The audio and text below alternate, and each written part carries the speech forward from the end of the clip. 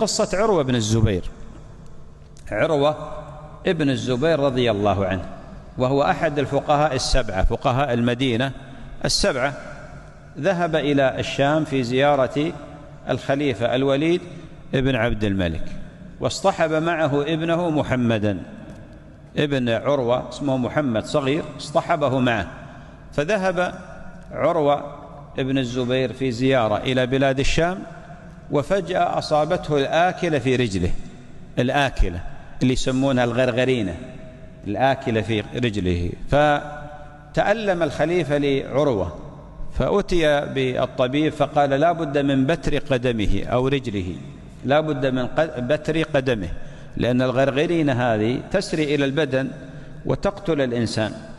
فقرروا بترها، فقيل له نعطيك البنج حتى يعني ما يشعر بالألم، فأبى أن يأخذ البنج. قالوا ما يمكن، ما يصلح، يعني مثل عملية جراحية، ما يمكن نجري لك عملية جراحية من دون بنج.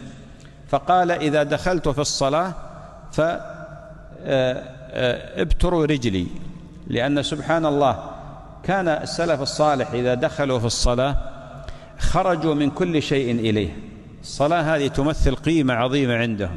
الخشوع في الصلاة هذا هو البلسم لقلوبهم ولأرواحهم.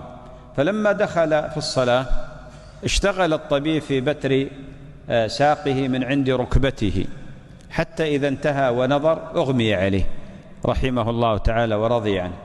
وجاءه الناس يعزونه، وسمع أجمل تعزية لأحد المعزين، قال له يا عروة لقد سبقك أحد أعضائك إلى الجنة. فهذه يعني أدخلت السرور على نفسه.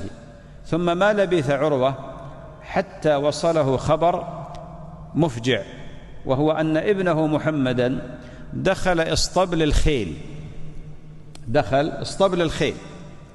ثم لما دخل اسطبل الخيل رفسه فرس فقتله، فأخبر بذلك. لاحظ هذه الرحلة العجيبة، ذهب لزيارة الخليفة فحصل له هاتين المصيبتين. فجاء الناس أيضا يعزونه، وقال عروة بن الزبير رزقني الله تعالى 4 أطراف فأخذ واحدا وأبقى 3، ورزقني الله تعالى 10 من الولد فأخذ واحدا وأبقى 9، والحمد لله. هذا هو الصبر.